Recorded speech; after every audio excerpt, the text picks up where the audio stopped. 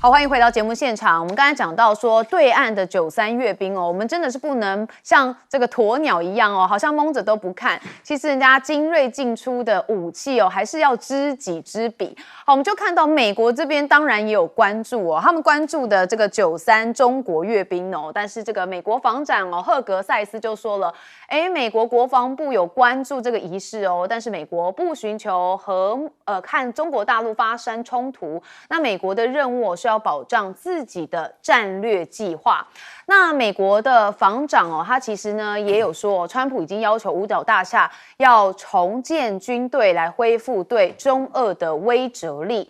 那川普自己当然有看哦，他说我明白中国希望我看那场阅兵哦，当然是希望说，你这个美国不要再很秋了，我自己现在的武器也相当强大。好，那我们再看到是美国空军上将凯文哦，还有说到说，尽管这项活动意在威慑美方，但是哦，现在美国是不会被吓倒的。像是中国的歼20哦，他说并不值得失眠，因为它的技术哦，绝大部分是从美国偷来的。好，川普真的不怕中国大陆的军武能力吗？好，我们打一个问号哦。但是面对中国大陆的这个武器，确实蛮厉害的。我们看到他们在惊雷1导弹由轰6N这个轰炸机挂载时，在轰炸机初始高度和速度的加持之下，这个导弹的最大射程可以达到6000到8000公里哦，所以真的是蛮强的。那另外，中国大陆这边哦，也有标志中国在无人战斗机领域哦，现在开始已经迈入了高性能化的状态。好，直接挑战的就是美国空军协同作战飞机 CCA 计划。好，中国在强烈地缘的压力跟完整产业链的支持之下，发展低端跟高端的无人战机，那企图要建立一个自成体系，有人跟无人的混合哦，这个制空能力哦是大大的提升。那看了中国大陆的阅兵，川普虽然知道这个习近平就是想给他看的，但他到底焦不焦虑呢？我们看到哦，他不是在这个他的社群平台上面说哦，你们这些人在共谋对抗美国。好，讲到了普京哦，讲到了这个金正恩啊，普京是说啊，川普蛮幽默的啦，他是冷冷的回。那现在中国大陆这边外交部也回应了，他说中国发展同任何国家的外交关系从来不针对第三方。好，那当然川普这边哦也是有坦诚说，这个乌俄战争很难解啦，那他希望跟普京来进行对话，虽然过去哦已经解决过这个多起的冲突，那他现在要找普京谈话意义是不是想要了解这三人哦中俄朝到底谈了些什么呢？那因为这个知道中国大陆急起直追嘛，所以现在川普他又做了一件事情，他9月5号签署了一个行政命令，要把美国的国防部名称从现有的国防部改回在1949年以前使用的战争部。好，这个举动当然是被认为说川普在扫除军中的觉醒文化，重塑美军侵略性的一个形象。那我们再看到的是中国大陆这边三巨头真的是大家外界跟国际都很关注的。那尤其是习近平跟金正恩时隔6年在北京会谈了1个小时哦。好，我们看到金正恩当然就说嘛，更彰显了中国重要的国际地位跟影响力。那习近平这边则说要跟北韩加强合作战略沟通要朝这个稳定发展来进行迈进。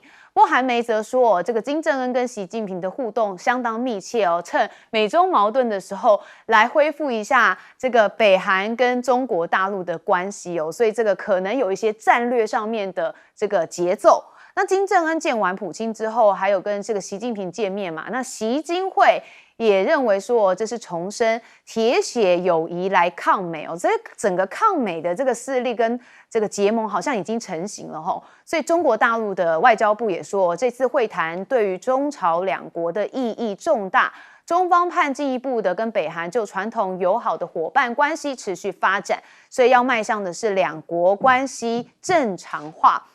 那93阅兵这新威权轴心的会师金正恩传递了讯息，是无法被轻易的摆布尤其是北韩跟俄罗斯并肩作战，对抗乌克兰哦，所以看起来确实乌克兰这场战争还会再打下去。但是有一些比较幕后的就是冷气坚持要调到23度，普京跟金正恩幕僚互抢遥控器，争夺显爆发冲突。好，那当然就是因为俄国的人想要维持在20度，那北韩的人希望在23度，所以在控制器前面居然发生了争执，还掰开对方的手指哦。好，我们看到整个93阅兵哦，让全世界都相当关注，尤其美国根本几乎是严阵以待了。好，我们来问亮哥。其实那阅兵的武器有3%是针对美国的啦。那我认为主要有2个部分哦。第一个就是核威慑的完整布局啦，比如说东风5C 啊，它用液体燃料，那因为它的冲力会比较大嘛，所以就可以载10个分核弹头。那射到美国的时候，最终速度会超过15马赫以上啊，那这个没有办法防堵啦。这个是从发射井，就是陆基发射。那第二个是巨浪3，它是潜水艇发射，那距离是12000公里啊。那另外一个是空射，就是金雷1啊，它是放在轰6N 上面。那金雷1可以射8000公里，然后轰6N 可以飞3500公里嘛。所以到了3000公里左右，也可以向美国本土发射，所以等于是陆基、空基、海基的长程洲际核导弹体系全部都出来了。是啊，那第二个就是针对美国要进第一岛链的威慑了啊。那这个就是超高音速导弹，本来陆基的是东风17嘛，那这次加上了鹰级的飞弹，15、17、19、21都出来了。还有那个水下的潜航器，那个就是针对美国的核潜艇啊，也针对它的舰队、航母啊。所以其实你这个不要听海格赛斯讲了啊，因为接下来美国一定军方会有比较严密的评估啦。我估计大概3个月后吧，那美国就会对西太平洋它的战略战术还有作战的模式会有一个新的评估了啊。这个都是直接打到美国的要害了。所以我觉得美国人军事专家蛮多，邵将军就是专家嘛，这大家都看得懂啊。那中俄朝3个国家很有可能会建立区域的安全协调机制了，所以日本跟韩国的压力都很大了啊。那这个北韩当然在确定得到中国跟俄罗斯的底气支持之后，大概就是要重回国际社会了啦。那我估计就是要跟川普见面了啊。那跟川普见面，我觉得中俄还是会帮他在联合国提案啦，就是说经济制裁要不要帮他取消？那他愿意在核武上接受监督嘛？可是你要叫他回到非核，不太可能啊，因为北韩的核弹头现在已经超过50颗了，所以你不可能说他要回到零的状态啊。所以这个当然就是美国要去思考了，就川普你那么想见金正恩，你到底想谈什么嘛？啊，那金正恩现在得到中俄的支持，才比较敢去跟川普谈嘛。所以我认为朝鲜半岛未来应该会有一些变化。好，这个金正恩看起来因为这一次的这个93他有去嘛，看起来这个底气越来越足够一方面武器，然后一方面可能就是因为中俄的盟友都站在他这边。好，我们接着问帅将军。首先讲这个93军演哈，台湾这边好像装看不见，政府没有吭气，也不转播，就是靠网络。你说它有没有影响？那美国干嘛那么紧张？当然紧张嘛。美国的空军第一个就感觉到完了，空中空优被人家拿走了，说人家歼220偷走了。我告诉你，歼220的隐身系统跟你美国的隐身系统完全不一样。美国是用涂料，中国是用电池，所以2个走的方式完全不一样。你怎么说他偷了呢？因为他用的发动机是中国自己造的，没有一样偷的。但是美国为什么感觉到威胁？你知道吧？未来的空战是歼20或者歼35带的很多无人机，而这些无人喷射机是空中作战的主力。带弹量又多，又不怕死，所以美国现在面临问题是，它的6代机还没出来，中国已经在那搞6代机了。那现在的 B35已经在全世界都宣称妥善率降到50%，大黄蜂要换没钱换，它是航空母舰的主力是大黄蜂 B35嘛 ，B35现在有问题，而且最大的问题，中国把稀土捏到手上，美国所有的高科技的武器都做不出来，所以台湾还傻傻的花那么多钱去买，它的高端武器已经被中共完全质押了。你再去买，它还有什么好东西卖给你？它只有卖垃圾货嘛，库存品，这是浪费我们的钱。第二个，中国大陆很多武器是针对性的，刚刚亮哥已经讲了，战略上它已经跟你平衡了，水下射的、地面射的、空中射的、地底下射的全部有了。还有一样，跟韩国有关系。南韩为什么讲他不答应美国有自动灵活调度权？对，因为南韩有美国驻军3-4万人。美国如果调动这3万人参加台海作战的话，北韩不就下来了吗？对。所以金小胖跟习近平见面，你南韩心里在不在乎啊？你再把这3万人抽走，南韩怎么办呢？所以南韩现在表态，我跟中国大陆不脱钩，你知道吧？第二个，美国的部署早就讲过，他火力前推，兵力后撤，不是讲吗？把琉球的5000陆战队撤回关岛。因为它关岛已经撑不住了，东风快递3-4种快递的飞弹都可以打到关岛，那怎么办？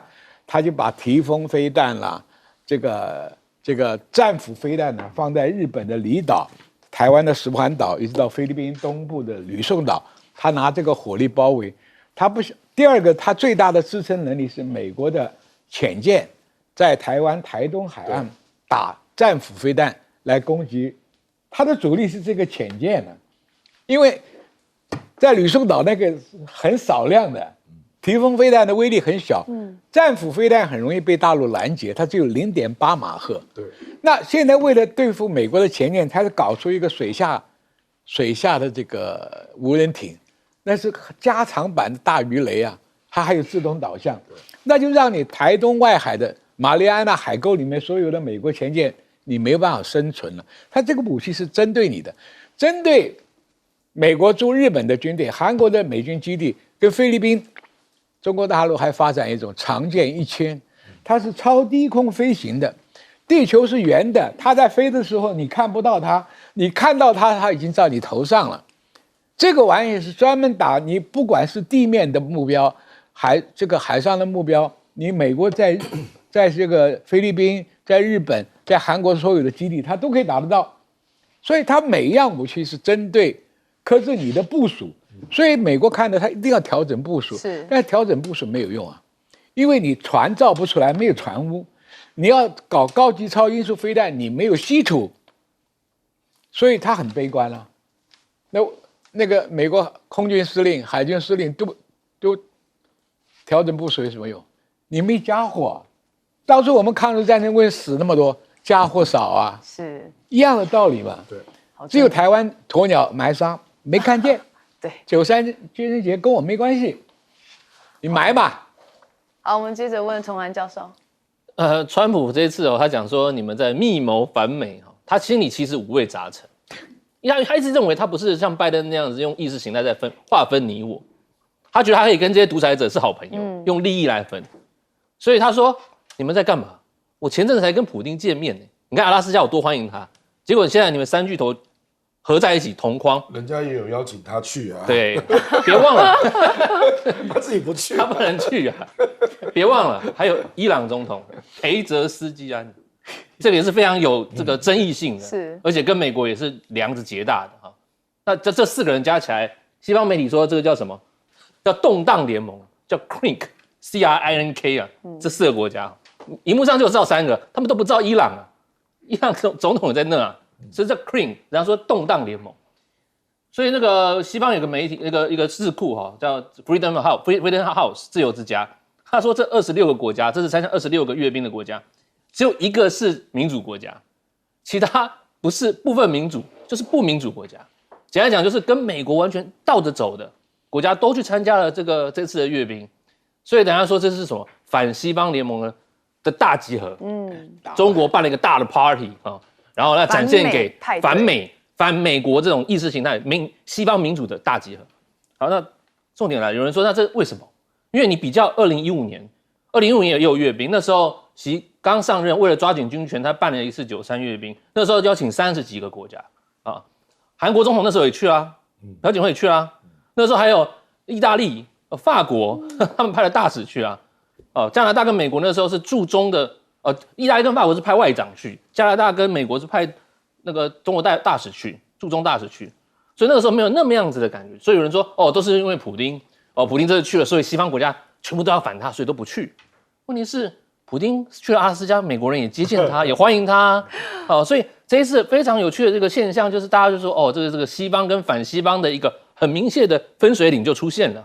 但是我觉得我们还是要看了，因为其实26个里面有些中亚国家，有些是东南亚国家，东南亚国家那个是跟着中国“一带一路”在做的，马来西亚对不对？越南还派主席去，总理去参加上合会，主席去参加阅兵，印尼也去了，对，印尼也去了，印尼是拿“一带一路”最多钱的国家，所以你说硬要把他们全部推成一边，我觉得言过其实啦，对。好，所以我觉得跟10年前最大的相比，就是出现了川普。好，我们休息一下，马上回来。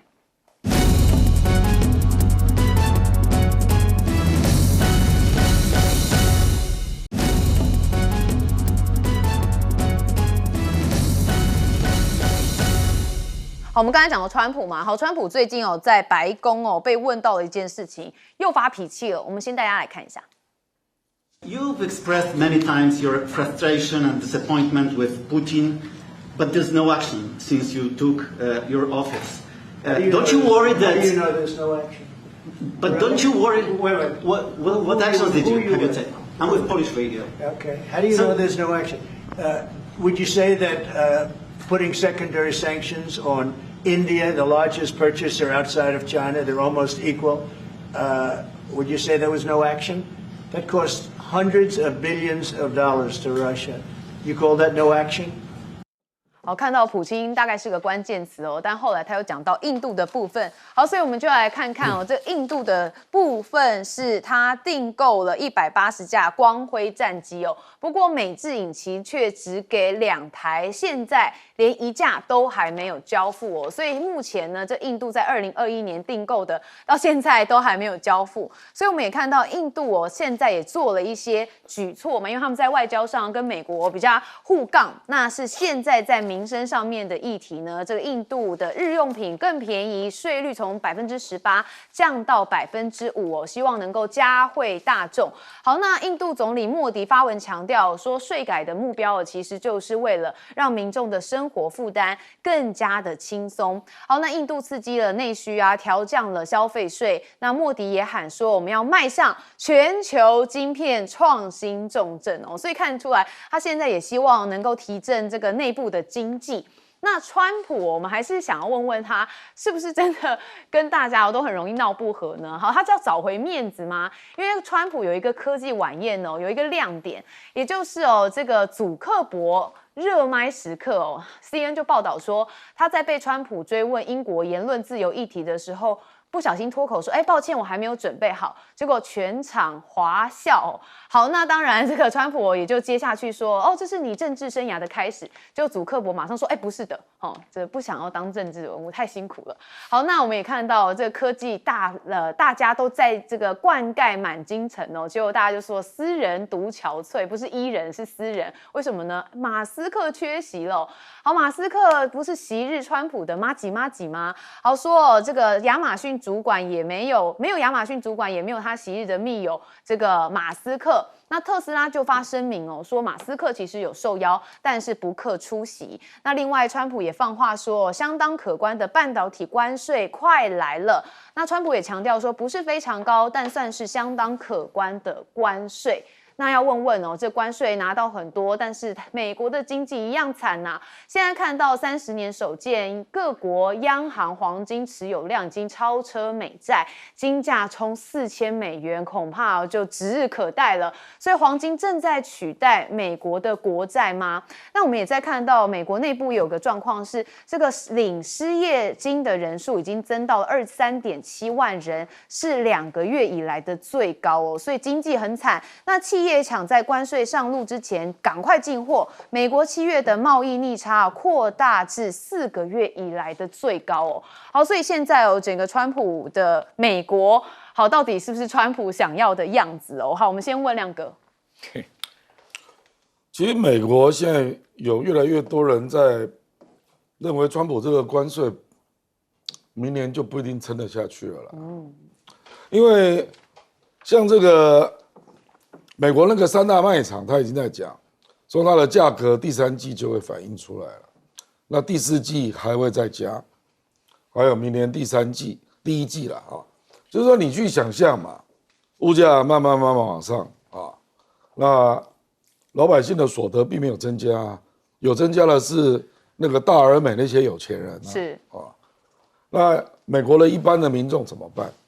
明年他要选举明年国会议员要选举啊，所以我认为给予，而且你看那个贝森特，他每次在讲，他为什么都不讲经济指标，都在讲关税达标。关税达标是没有用的啦，关税他说他现在已经收到了1600多亿啊，就算你年底收到4000亿，好不好？你的国债增加多少？远远超过你的关税收入，所以我觉得这个经济是基本上是搞不下去的啦，它根本就违反所有的经济原理了，啊，不然你为什么不谈国债呢？现在国债也推不动啊，要叫谁买啊？那股市已经到这么高了嘛，还能够高到哪里去啊？然后接下来就是你的那个9月的降息，你可能会降1码啦。可是你降1码之后，可能物价就开始上涨了，你还能降第2次吗？所以我是觉得，我觉得越来越多人有这种压力啦。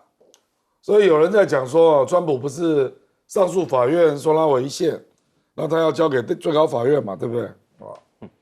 搞不好作为那个下台阶都可以啊。我跟你讲，你不要高估他的意志力了，这个不是他能够坚持的啦。就到时候老百姓的生活会越来越困难啊。可是这里会有一个问题啦，如果他的关税到时候突然之间做了修正啊，那日本答应的5500亿要不要继续投资？也再看看啊。我就是会有这个问题嘛，因为这个是包裹的嘛。那当你对我的对等关税你自己撑不住，开始降了啊，那你的筹码变少了，我投资也可以减少啊。所以我跟你讲，到最后真正获得最大好处的是大而美被减税的人，你知道吧？那关税战大家那边胡打一阵那大家的经济都被搞乱了，全球经济也是在往下走。真的得到好处就川普的好朋友嘛，对，就大而美得到减税的人那其他人我认为很多国家到时候一定又会开始觉得说，那我已经答应你的条件，我要再修正。比如说，有的国家开放市场比如说越南全部降到0那到时候还要降到0吗？所以我觉得这个事后来看，川普在4月2号到明年4月2号这1年所搞的关税战，可能会变成一场闹剧了。我觉得越来越多的迹象显示，美国的经济并没有如他所预期这样在往上走，并没有。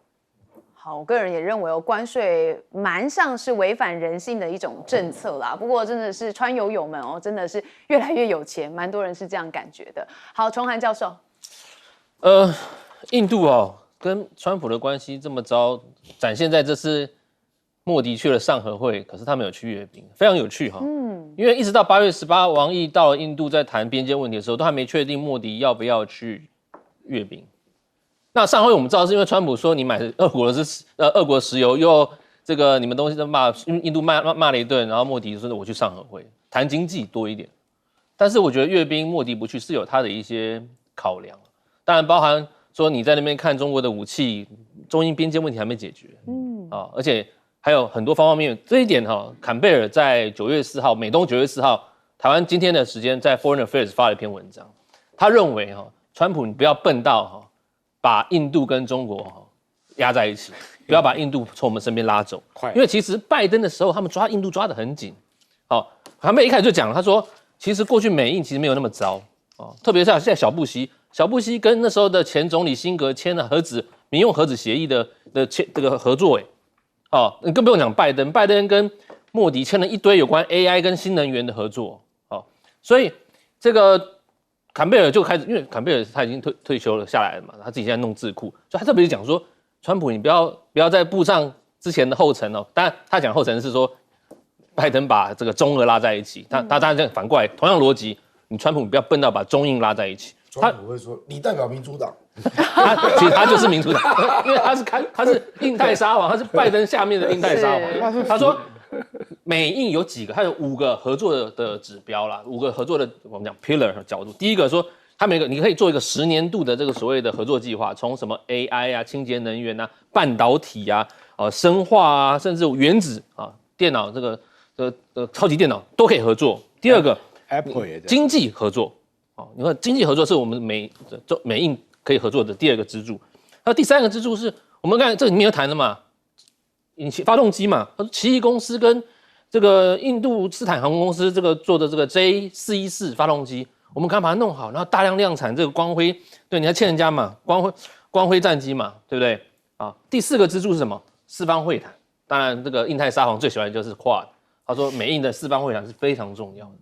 最后一个呢，他说美印最好加强在所谓的解决全球包括什么暖化啊各种议题的再合作。他说你从这5个把美印的关系拉拢，不要让印度跑去跟中国合作在一起。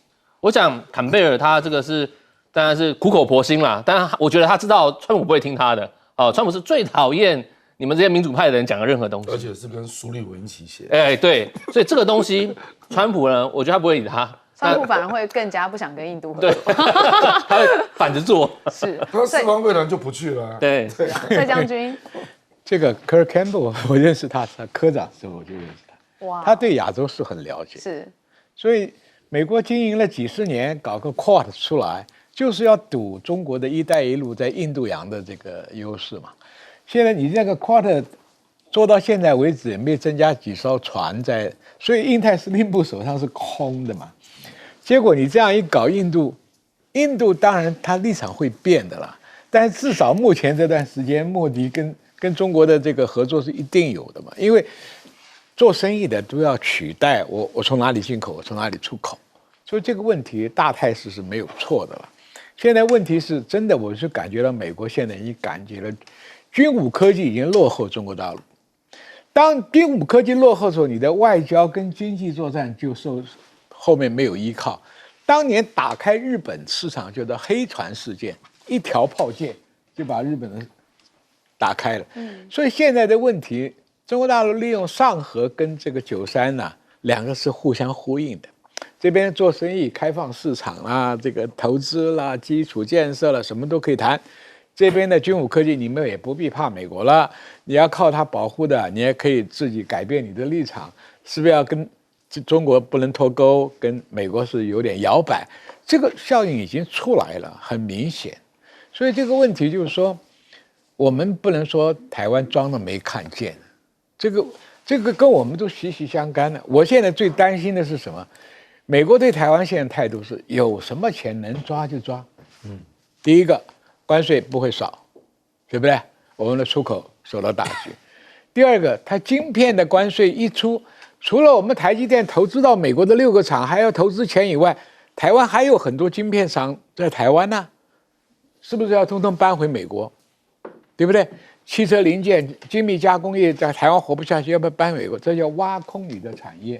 第二个，增加你的国防预算。你要增加国防预算，你要买得到好东西，我也可以拼命一战呢。钱花这么多，买的都是垃圾品，根本就没有用。美国的尖端武器都打不过中共的尖端武器，中共要打我们的时候，我们去买美国的库存品，你说这仗怎么打？你不如说这么多的国防预算里面给军人加点薪嘛，因为你职业军人薪水加的够，人家愿意来，自愿役就可以严格训练嘛。现在为什么训练不敢加强呢？怕你跑了嘛，怕你不干了嘛。因为当现在的志愿役有点是沾酱油的，我混4年拿了钱就走了。如果说一个军人愿意把这个当成终身职业，像我们当初选军人一样，你会全心全意不管忍受再艰难困苦的训练，我们就甘之如饴。这就是职业军人的精神。你如果说每个人跑来沾酱油了，搞个4年就走了，好的人才进不来，好的人才进不来就不要打仗了嘛。因为武器虽然差一点，但是你的战术战略灵活一点，也可以弥补战场上的损失嘛。所以你现在素质也不好，数量又不够，你这个国防是怎么建立的？根本没办法建立。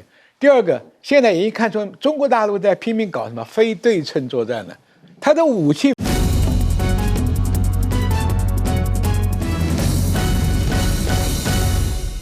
带您追查事件的真相，掌握政局的变化。观众朋友，你好，欢迎加入今天的新闻大白话，我是主持人谭一伦。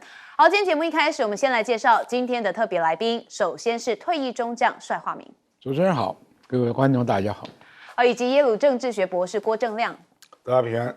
还有政大外交系教授吴崇涵。一伦好，大家好。好，观众朋友，大家都很关注说莱尔校长的二创影片哦，这莱尔校长真的是年轻人哦，营造一个旋风。好，那最新莱尔校长哦，他有另外一个这个二创影片是最新的哦，这个说我们只是还没有赢，我们带大家看一下。校长之前726823，你想把不是我们的人赶走，但是失败了，我们以后要怎么办？什么叫失败了？我们只是还没有赢而已。校长，你说对吧？对，虽然上一次我们还没有赢，但是我们不是马上要开始新的一轮了吗？这一次我相信我们一定会打成功的。这次还需要我的商标吗？这次可以叫大选举，大成功。老柯我们晚上吃饭聊。校长，可是现在学生们都在说我们什么都没有做，一定是因为我们花在宣传上的钱太少。好，那我们就花很多的钱宣传，这次我们一定要赢。好，真的是很多的二创影片，而且人物都惟妙惟肖，而且还用了很多他们现在所说的话，马上就知道是谁了。好，当然 AI 现在已经成为了每个人生活的所在，所以我们也知道赖总统知道有 AI 他最新就讲说 AI 是新时代的倚天剑屠龙刀说也是台湾持续引领未来科技走向的重要关键不过有网友是不买单认为只是会选举而已。那有网友说你不帮医护加薪，推动这些有什么用呢？因为这是在讲这个医疗照护。那也有网友说 AI 加生医，各单位注意了，看来又有钱可以捞了，可怕好，那当然我们要从莱尔校长有人是评论说，来看看赖清德的施政困境是什么呢？政治人物开始变成网友笑柄，这形象就非常难反转。所以有评论是认为，现在的总统赖清德已经陷入了困境。美国也克制保持了距离，那抗中保台也不再管用，年轻世代也不愿意相挺，难怪赖清德自己都坦言，现在的民进党处于相当的低潮。好，那到底呢，这个赖总统该怎么样来进行反转呢？我们看到他之前讲到93的部分他没有讲到抗战，讲中战。现在有人出来帮他讲话就是苦苓作家。好，他还原历史直言说，台湾从头到尾都没有抗日，中国的8年抗战从头到尾就不关台湾人的事，不叫抗战而叫中战，这不是理所当然的吗？有什么好鬼吼鬼叫的？好，我觉得很多这个历史学家或是比较懂史实人可能会觉得这话讲的有点不太这个合乎史观好，当然网友就直接讲说装睡的人是叫不醒的。那确实，接下来我们还有一个这个双十国庆嘛，所以黄伟汉他现在就喊话赖总统说错过了这个抗战胜利80周年，错过了93，双十还有机会他说如果是总统就应该说总统该说的话，做总统该做的事情，那错过93还有双十还有机会的。好，我们就关注赖总统双十国庆的谈话会不会讲到抗战。好，那管中闵则是也蛮不平的，他认为不敢提抗战胜利的不配领导国军他说他不愿意提中华民国的，不敢提抗战胜利的，不纪念抗战牺牲国军的，都不配领导国军。那现在赖清德到底要怎么改变呢？谢龙介蛮不看好哦，他说这个体认到基本盘已经守不住了。他说赖清德想要改变才会发文哦，解释说，直接那个自己爬就真的自己爬了。好，八卦不再讲台独，但是嘴巴不再讲，这是赖清德的个性。他说从2战纪念文稿就可以看得出来绿营已经体认到基本盘守不住了。所以现在这个赖总统能变成赖清德2.0吗？我们看到陆委会最近的一些举动也让很多人3条线。之前不是因为这个93央视有一个贴文嘛，就1人转发那这个有些人转发，有一些人上次有转贴。那梁文杰就是陆委会这边他是说有人也没有转贴，有人是看风向。他们就发现说现在这个反应都显示我们政府采取的作为有发挥作用所以这贴文是比过去还要更少的。好，他说这些模板看起来就有经过特意的设计说大家都打个擦边球，并没有贬低中华民国的主权地位，也没有宣扬以武力来解决两岸的问题合作，但是陆委会还会进行研议。但是现在有一些这个可疑的讯息查证平台说有一些文章在2021年的7月就已经开始在网络上流传，是说陆委会有222位大员说检任官每个月的薪水是10万起跳，说这些人只剩下骂大陆以及辛苦挣来缴税人的血汗钱。那当然我们看到梁文杰也驳斥嘛，他说陆委会以政府2级单位中相对低的预算对抗中共数倍资源的统战渗透作为希望国人能够了解并支持。但是网友还是不买单，说酬庸都塞好塞满，还有说这陆委会的工作应该是要促进和平交流才对吧。好，当然我们看到现在的2创影片很多莱尔校长最新的这个不认输的部分确实又再度引发大家的讨论。首先我们就来问亮哥，其实赖清德成立那个选对小组，就是要转移焦点嘛，就是希望大家不要再谈大罢免了，那跟柯建铭的斗争也到此为止就是这个意思啦。可是坦白讲，那个地方选举，中央的人使得上力不多啦。这个，我觉得赖清德会不会站台有效，也令人质疑啦。通常都是站立委的台啦，站县市长其实真的不多啦。如果县市长自己没有人气，怎么选啊？对不对？所以我觉得那个是地方选举，选对会能帮上的忙其实不多，所以那个选对会只是为了转移焦点而已啦。那这个赖清德连续2次表态，8月15跟9月3号，只提中战不提抗战嘛，也不提中华民国。他如果是老百姓，或者他纯粹在搞台独运动，这没有问题啊。问题是你叫中华民国总统这跟那个陈怡生一样嘛。陈怡生要去帮他辩护，平常也没有问题啊。问题是陈怡生是中华民国的国史馆馆长赖清德有没有去注意看 AIT 的脸书贴文AIT 怎么说的？中华民国跟美国黑虎队在抗战的时候合作，对不对？你认为美国是闲着没事干，故意来贴这个吗？美国人就是在暗示你做事情不要过头啦，不要忘了你自己是中华民国总统你如果这么讨厌中华民国，你辞职嘛，你去搞你的台独运动嘛，你去搞你的台湾未定论嘛，去搞中战嘛，就不要中华民国不要抗战然后去搞台独建国那你中华民国总统先卸任嘛，对不对？那苦林那民间人士随便他讲我在意的只是中华民国官员。你作为中华民国的官员，你可以讲日本立场他完全是日本立场日本天皇就叫终战诏书。赖清德都忘记了1945年的10月25号，在台北中山堂，陈仪那时候是行政长官接受日本总督的受降仪式，国民政府还派代表来监交，你连这个都可以不认吗？那你赶快辞掉中华民国总统嘛！我们不稀罕你这种人当中华民国总统嘛，赶快下台啦！那至于国庆日啊，那跟抗战没关系啦。我们只期望他双十国庆啊，能够承认中华民国是1911年开始的啦。那能够讲到这一点，就阿弥陀佛了啦啊！那黄伟汉赶快去发挥影响啊，看可不可以叫他讲出中华民国是1911年辛亥革命成立，然后不要再讲两国互不隶属了。他能讲这样就阿弥陀佛了啦，那个跟抗战没有关系啦。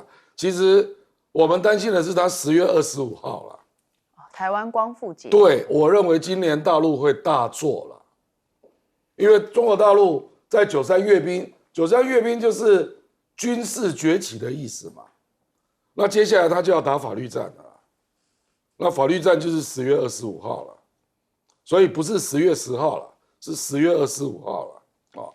那这个部分啊，我们也请那个念书比较多的梁文杰准备一下了。梁文杰，你不要忘了。你是中华民国的陆委会副主委啊！好，确实哦，刚刚讲到这个中战没讲抗战哦，这个帅将军在旁边摇头。你是连中国字都不认识了吗？光中山堂收的是降书，对，南京收的是降书，对，广东收的是降书。中战，今天讲老实话，你没有资格讲抗战，为什么？你是战犯呢。当年台湾日本兵多少参加皇军去打中国的？那你今天那个身份是战犯呢，没有审判你就不错了。那时候以德报怨，把日本兵放回去，留下你们这些台湾日本兵的后代在这里搞，你还跟着那天皇在喊中战，中什么战？中战的话，你可以带着枪，带了装备，带了你的财产回去。我们看到全中国的画面跟台湾的画面。放下枪，放下武器，恭恭敬敬拿着降表上受降的代表递上降书，还不清楚啊？中战，这些我讲的认贼作父啊，对不对？第二个大罢免，我希望再大成功啊，把你自己罢掉啊。周楚除3害，最后一个害就是你啊！认贼作父，这配当我们的总统吗？这配当我们三军的统帅吗？国军死了多少人了？